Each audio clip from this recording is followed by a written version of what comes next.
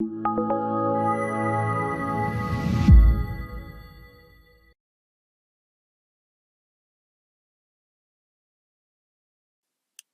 this video, we'll take you through how to use the bulk cleanse element of GDPR Cleanse.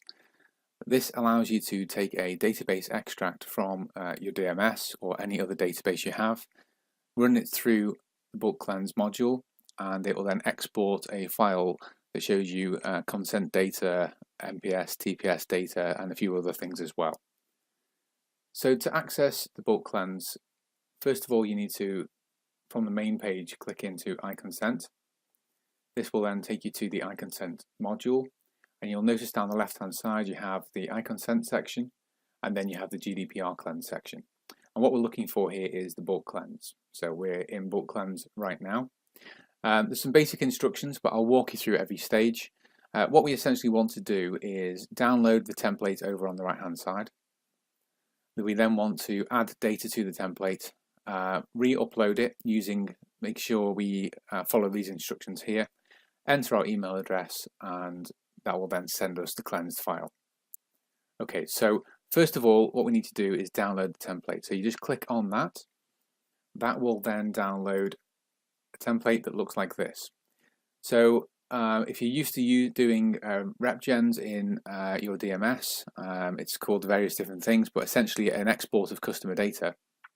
What you need to do is export it, and it needs to be in this format. So you'll see across the header in row 1, you've got customer title, which would be the salutation, Mr. Mrs, whatever that might be, first name, surname, customer email address, home telephone, work, mobile, and fax. So you don't have to include fax, but in fact you don't have to include any of these.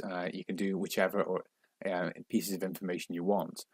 But the more the better, because you're going to get better results if you have complete data. So like I say, phone numbers, then you have the address over to the right, 5 lines of address, and then the postcode. So that's all the data you need to export. What I would do is probably create a standard repgen that exports this data.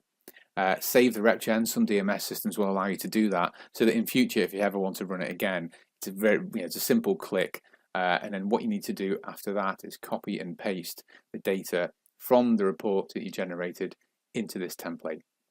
So once you've done that, it's going to look a little like this. So this is all test data, so you would have lots of different first and last names, lots of different email addresses, and lots of different telephone numbers. So you can see all that data there. There are some gaps, but that doesn't matter, and you'll see why in a minute. You can have mobiles in the work telephone number, for example, or even in the home telephone number. It doesn't really make a difference. It's going to check every number in all of these columns. Something you might want to do is, I know some people use the fax number to put things like extension numbers, other informations, text entries such as they work nights or don't call them. It's probably best to remove those. It's not the end of the world if you don't, because it will just come back with an error, but try and tidy it up as much as possible. The address should just be in a standard format.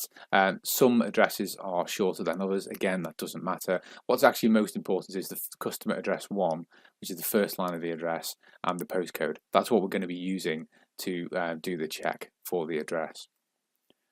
Coming back across, one of the most important things to bear in mind is that some DMS systems will put an exclamation mark at the beginning of the phone number. So that can't be there because it can't have special characters in the telephone number, otherwise it's going to cause a problem when it goes to do the check. It will just result in an error because it assumes that it's been incorrectly typed in. So it can only be numbers. Spaces are fine, so you can have 1 space, you can have 2 spaces, or no spaces. That the formatting there doesn't matter. But I'll show you what happens when you leave an exclamation mark in. The reason that's actually left in by some DMS systems is actually because of it's to indicate telephone preference service. That's just how some DMS systems do it. So not everyone will experience that, but like I say, you would need to remove it. If you leave it in, it's going to cause a problem, and I'll show you how that manifests itself in just a moment. But essentially, I'll leave that in for now. What you need is this data in here, and then we're going to go back to the upload. you would save the file. So just bear in mind that in the yellow box it tells you how it should be formatted. So it must be in CSV format. So when you download it, it's already in CSV format. So as long as you're working with the template, you won't have a problem there. The file size shouldn't exceed 3 megabytes. Now that is approximately equivalent to 30,000 customer records. You know, if you've got a lot of data on all of them, it's going to be a little bit less than that, maybe 25, 26,000, but in general, you can do 30,000 records at a time.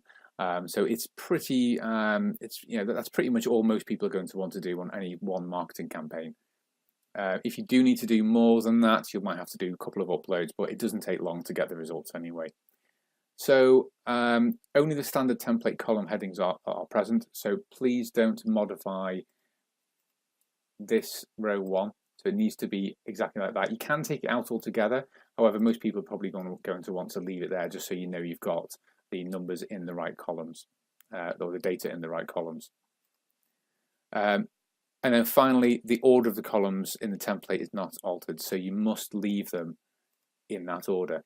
If your export is in a different order, then please rearrange your export before you copy it the data over to the template, or copy it column by column. Doesn't really make a difference as long as you don't change how the template is configured.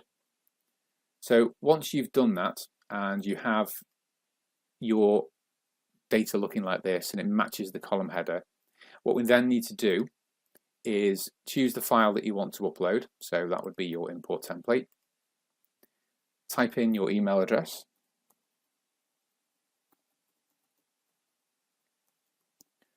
And click upload file. And you can see that's now uploaded. Because it's only a small file, it does upload quite quickly. Depending on how much data you've uploaded, so that file I've just done there was around about 300 megabytes, it's about 3,000 customers. That email will come through in less than a minute. If you've got 30,000 records, then it could be more like 5 minutes or more, but it will be less than 10 minutes in most cases, and quite often it's pretty quick anyway. So what you then get back is a file that looks like this.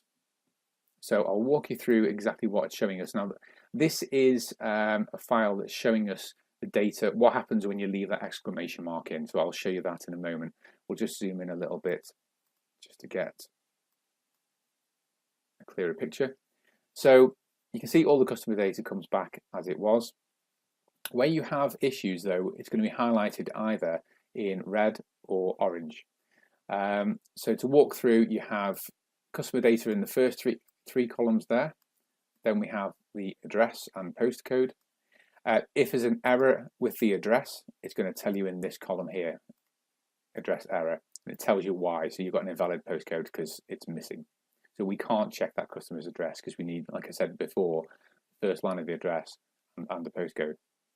The next column is going to tell us whether or not we have consent. So if it says green and it's yes, that means we have opt-in consent. We captured that. If it's red and it says no, that means the customer's opted out and you shouldn't send anything via post. If it's blank, it means we haven't asked them that question. They haven't been through the iConsent process. So we don't have consent either way. You could, in this case, potentially use legitimate interests because the customer hasn't indicated either way. But we do need to make sure they haven't opted out completely just by looking at the final column, which I'll show you in a moment. We also do check against the mail preference service to see if the customer has registered that address against that service. So we do that for you. That's not using DMS data, that's using our own direct link into the mail preference service. Then we come to, so that's the address, then we come to the telephone. So I've actually shortened this column because this is real customer data here. So you can't see the full number. But what you can see is wherever there was an exclamation mark at the beginning of the number, it's come back with an invalid number. So that's why it's really important to remove that exclamation mark, and I'll show you how to do that in a very, very simple routine in a moment. Further along, so you also, wherever there's a missing number, you will get the orange missing home telephone number. So that's just warning you that there wasn't any data to check. Finally, across here, we have whether or not we're allowed to telephone the customer. So even though it says yes against an invalid phone number, what that's actually saying is you can phone the mobile, which is just over to the right. if I scroll across, what you'll see is you have the mobile telephone numbers here, missing mobiles, and then you have whether or not you're allowed to send an SMS to the mobile. So the call works for both home phone and mobile. The SMS clearly is just for the mobile number there. If you did have any mobile numbers in the home phone, it will also apply to those as well. So you can see down here, same principle, whether or not yes is green is yes, you can send an SMS, no means you mustn't, whether or not that's missing or if it's against a number there. And then a blank is like you haven't been through the iConsent process with the customer. Finally, you have mobile telephone TPS as well as home telephone TPS as well. So those are independent of each other. So a customer could have opted out their home telephone number on TPS, but not mobile. So that's something else to just be aware of. Finally, you have email down that side. Same principle again, so whether it's missing and then whether or not you have consent. Down the right hand side you have the consent date, so that's when it was captured. And then you may also have whether the customer's completely opted out of all communications. So as you can see, that's quite rare. Most customers will say no to certain types of communication, but they don't opt out of everything altogether. So that's just something else you need to be aware of. Okay, so let's just go back over this issue of the exclamation mark. So what we need to do is remove the exclamation mark from your template before you upload it. To do that, it's really simple. So you'll see here we have exclamation marks in column E, against some of those. So to do this, we're going to use a simple feature in Excel that is called Find and Replace. Some of you may already know how to use this, but for any that don't, it's a simple process. All you need to do is highlight the columns that you want to remove any exclamation marks from, or any other character in fact. So I've highlighted just the telephone numbers because there may be exclamation marks elsewhere we don't want to remove. It's unlikely, but I could do the whole spreadsheet if I wish, but I'm just going to highlight those columns. So to use Find and Replace, you hold down Control and press F, and that will bring up the Find and Replace dialog box. We want to find exclamation mark, so we type in to the find box an exclamation mark, click on Replace, and just don't type anything in there, because what that's now going to do is find the exclamation marks, replace it with essentially nothing. So when I click Replace All, it's going to have a look through those four columns, and it's going to remove all the exclamation marks. You can see it's removed 1,313 there. Click OK, click Close, and that now is a cleansed file ready for upload. So when I upload that now, instead of having all of these errors in red where it says invalid home number, what you'll actually get is a clean file with only missing numbers instead. You can see all of the exclamation marks are not there. So that is far easier to work with. From now, it's a simple case of you might want to use a filter. So in the Data tab at the top of Excel, once you've highlighted the entire page, click on Filter. That's then going to give you the ability, so let's say we're doing an email campaign.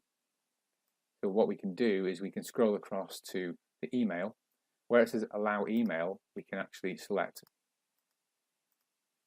Yes, click OK, and that now gives us a cleansed list of emails that we have opted into marketing. So all you need to do now, if you're going to do, I don't know, a MailChimp campaign, is copy those emails, upload them to MailChimp. They are against the customer data, so you can always get back to the customer that you're sending it to if you need to. Upload that file to MailChimp, and you're ready to go to do some marketing. Likewise, you could actually also, rather than doing opt-in, if you want to know people that have opted out of email marketing, select all the no's, or even do the total opt-out. You could do that as well. And now you'd have a list of everyone who's opted out completely. Take that out. And you have just the no's, whether they've opted out or not. Okay, so that's everything about GDPR Bulk Cleanse. I hope that's useful for you. If you have any queries, I'll leave the contact details for support at the end, or you can log a support ticket in the usual way. Thank you.